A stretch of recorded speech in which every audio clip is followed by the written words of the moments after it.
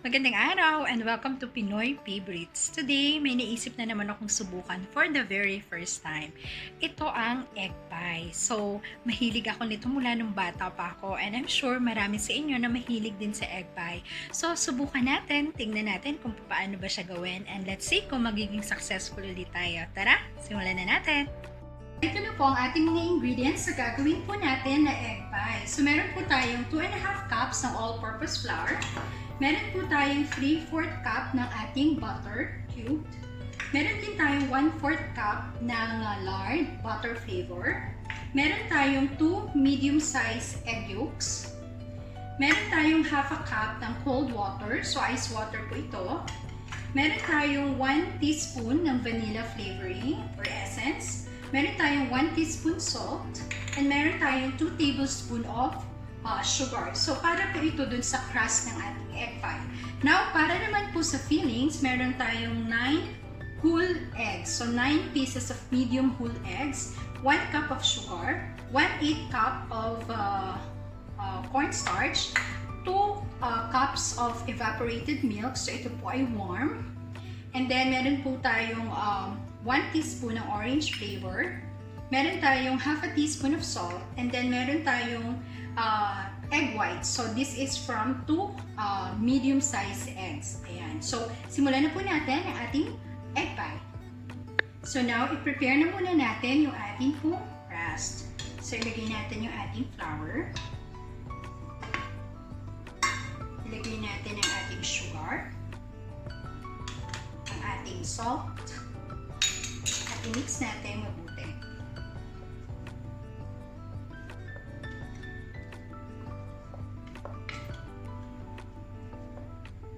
Then, ilagay po natin ang ating butter.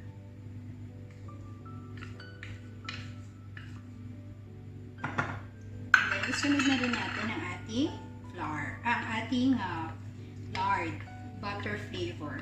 So, mas gusto ko po yung combination ng lard at saka po ng butter kasi yung lard is feeling ko mas crispy yung outcome ng crust. Parang nung gumawa ako ng hopia before, nung nilagyan ko siya ng more lard, mas naging flaky yung crust. So, mas gusto ko po yung ganon. So, haluin lang po natin hanggang mag-incorporate po itong ating mga ingredients. So, once na-achieve na natin yung parang ganitong texture, yung medyo grainy siya, mamuumuo. Ayan. So, ilagay na natin yung ating 2 medium egg yolks. And then, i-mix na po ulit natin mabuti. Mamaya-maya, gagamitan na natin siya ng kamay para mas ma-incorporate natin yung lahat ng mga ingredients natin. So, this time, i-add na rin natin yung ating flavoring. So, you can choose, you can use vanilla essence, you can use orange, you can use lemon essence, banana essence. So, it's all up to you. But for this time, I'll be using vanilla essence, the classic one. So, i-mix lang po natin ito mabuti. So, at this point in time, gagamitan ko na siya ng kamay para mas ma-incorporate pong mabuti yung ating mga ingredients. At saka para lalong sumarap.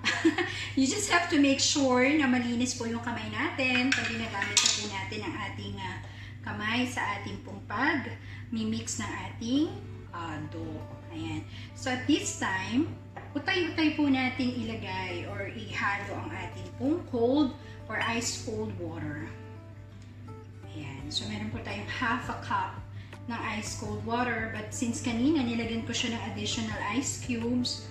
So, for sure, more than 1/2 cup na yan. Kaya medyo dahan-dahan yung pag-i-incorporate natin na ating tubig. Hanggang makuha natin yung desired consistency. So, this time po, magdagdag pa tayo ng konting tubig kasi medyo masyadong dry pa yung ating dough. So, utay-utay lang po yung paglalagay. Okay, so for me, this consistency ng dough is enough. Okay na po sa akin to. Ayan, so this time, we'll have to set it aside and put it in the fridge for an hour. Ayan, so habang pinaprepare natin itong ating filling ng egg pie, ilagay muna natin itong ating doon sa fridge. Ayan. Off to fridge for an hour. Ayan, so bago natin pagsamasamahan yung ingredients natin for our egg pie fillings, unahin na muna natin na i-blend or i-whip itong ating white ng egg.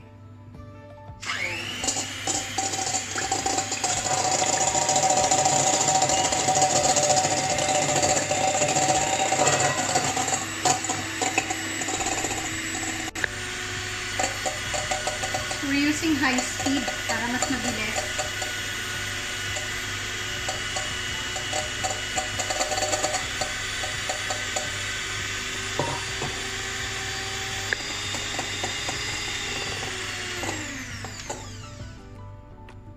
Ayan, so after 5 minutes on high speed, ito na yung nakuha natin na desired consistency natin. So mamaya ifo-fold natin to dun sa ating egg pie mixture kasi ito po yung magiging ibabaw niya later on. Ayan, so let's go with the mixing ng ating fillings. Okay, so ilagay na natin yung ating whole eggs sa ating bowl. And then i-mix lang natin siya using our whisk. And after this, ilagay na natin yung ating sugar.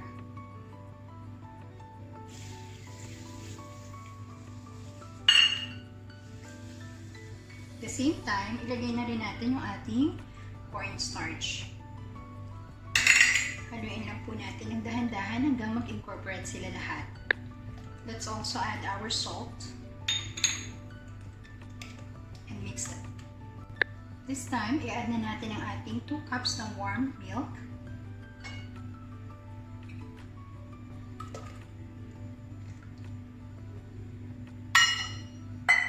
And then continuously mix.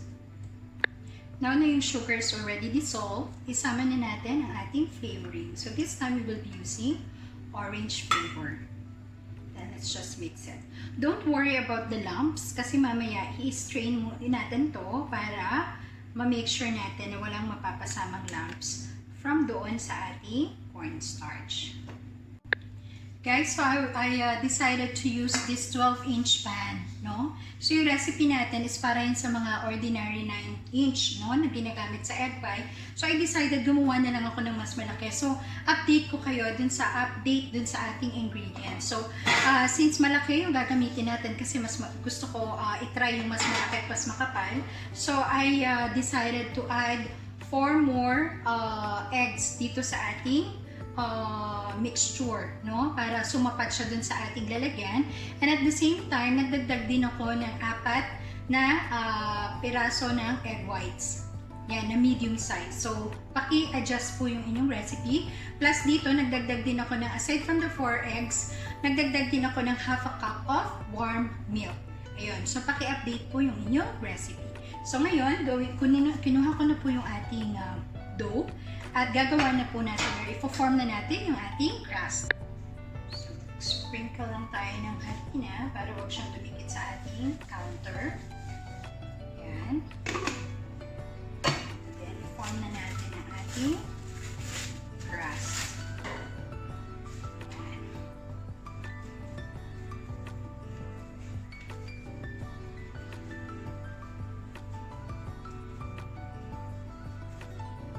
I-knead lang natin siya ng konti at gagamitan na natin siya ng rolling pin.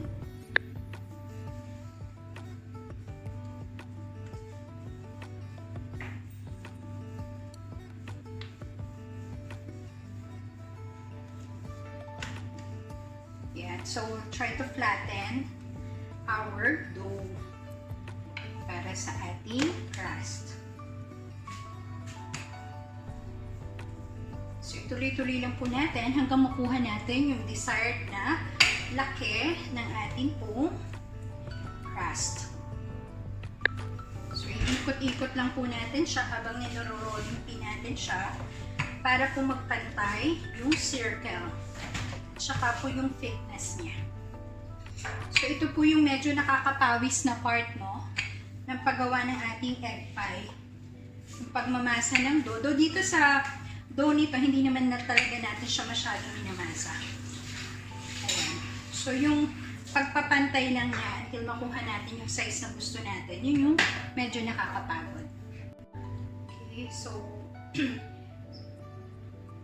lagay na po natin siya sa ating pong pan. So, lagyan natin siya na para hindi dumikit. Ayan.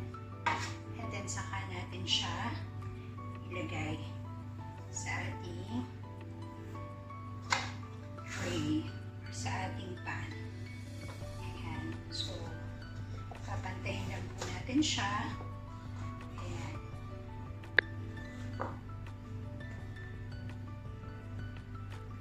Ayan. So, ganyan po kalaki ang ating 12-inch pan. Ayan. So, make sure na ipa-flatten po natin siya.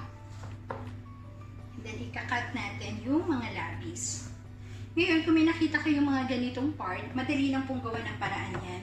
Tatapalan lang po natin ng mga labis dito sa ating mga ibang side. Ayan. So, yung mga ganitong labis sa ating pong dough, ay gugupitin po natin. Ayan.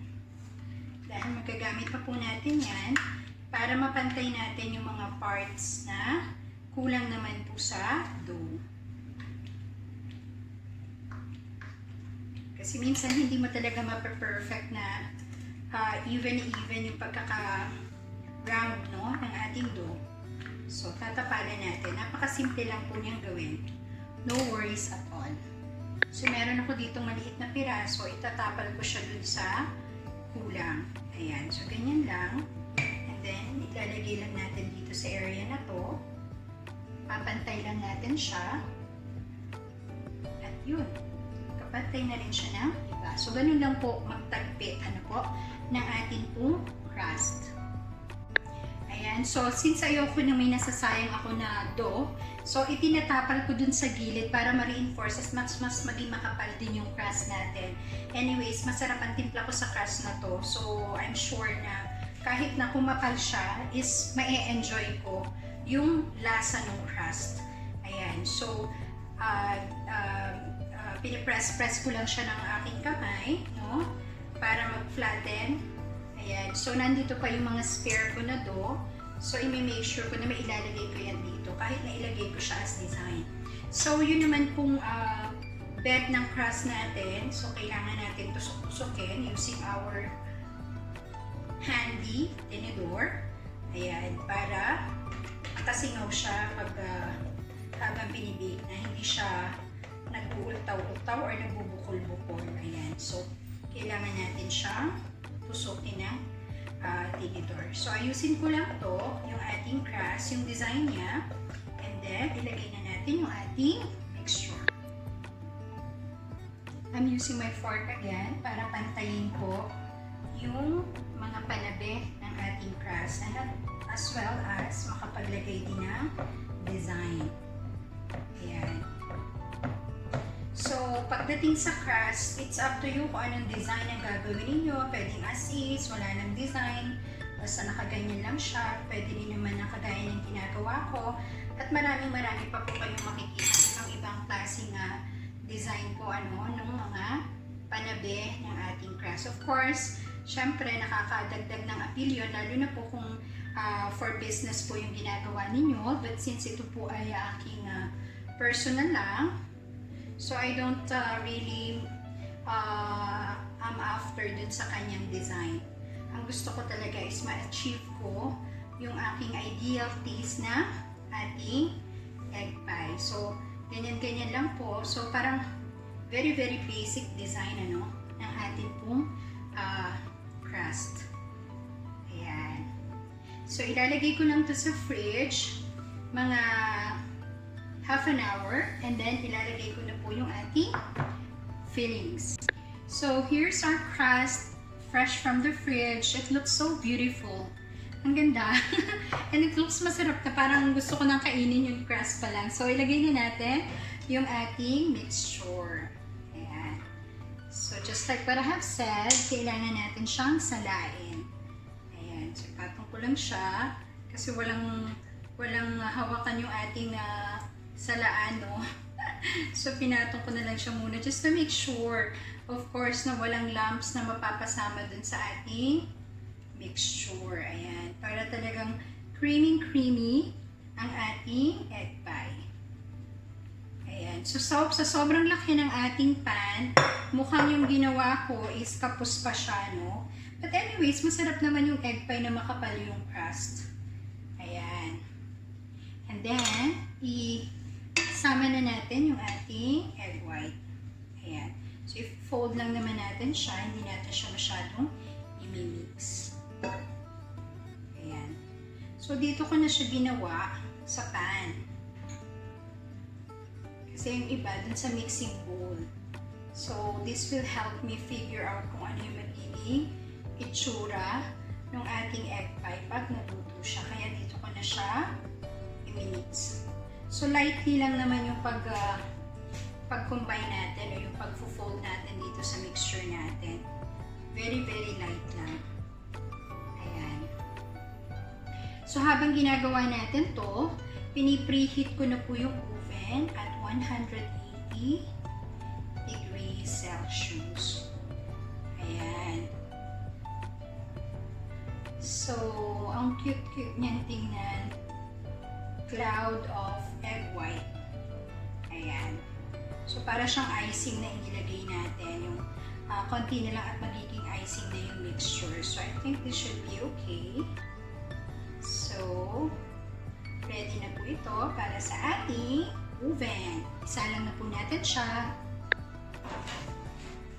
Ayan. So, ready na po natin isa lang ang ating mixture. Ayan. Okay. So, there you go. So, 180 degrees Celsius for 1 hour. So, after 45 minutes, balikan natin siya just to check kung ano na yung itsura ng ating binibake. Ayan. So, here's our pie. Fresh from the oven. Wow. Ang bango-bango niya. So, hintayin lang po natin ng konti na lumamig siya. And, titikman na natin ang ating egg pie. Yay!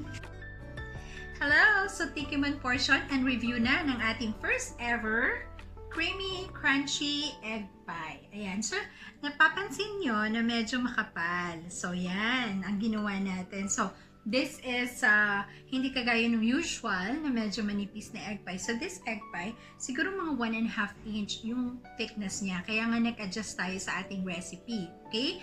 So, make sure na mag-adjust din kayo sa ating recipe. So, napaka-importante po na pinapanood niyo yung buong video ko kasi along the way, nagkakaroon ako ng change of mind, biglang nababago yung plano. So, nag-change tayo ng recipe, accordingly. Ayan. So, mukha naman siyang egg pie. Ano po? So, makikita niyo naman, napaka yummy ng itsura niya, napaka-attractive, nakakatuwa. Hindi ganun kaganda yung pagka-design ng crust, but anyways, ganun naman ang homemade, diba? So, ikaw ang masusunod ko anong gusto mong design. Ang pinaka nagustuhan ko dito is, of course, yung appearance niya, ang laki niya, so, nakakainggan niya siyang tingnan. Tapos, ang bango niya, amoy na amoy egg pie siya, ang sarap ng amoy.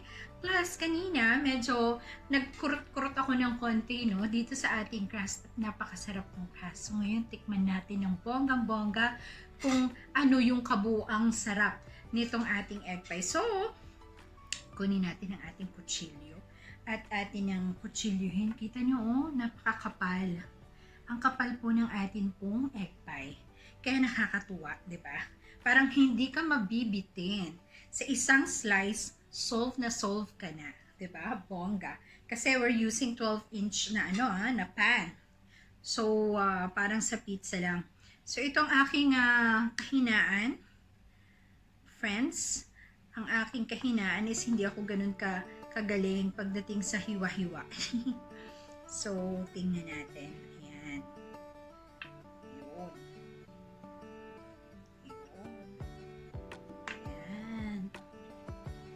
Yun. Sana naman successful ang ating yung pie niya, no? Tignan natin. bango. Hindi po, ang bango-bango. Nakaka-excite. Kasi paborito ko po itong egg pie. Alam ko maraming Pilipino po ang paborito po talaga ang egg pie. Sarap ng crust. Napaka-crunchy. Fresh na fresh. Gamit po ako ng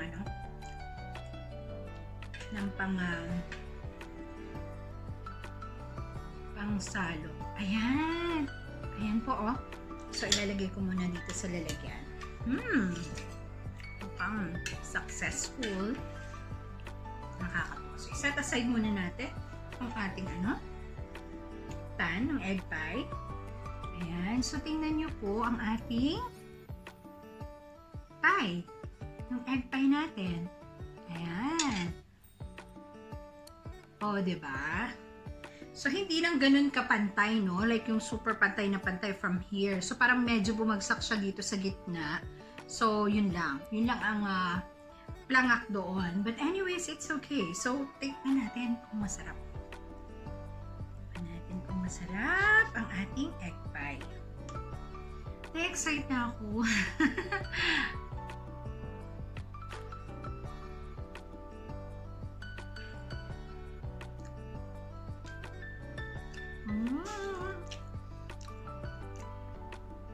Ang sarap po. Napaka-creamy niya. Tapos hindi siya matamis. I was expecting na matamis siya. Alam ko na kung bakit hindi ganun katamis. Kasi hindi ko na siya dinagdagan ng sugar. So, saktong-sakto lang talaga.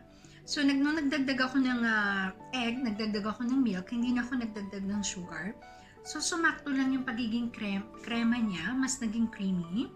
Pero hindi siya tumamis. So, perfect. Ang galing.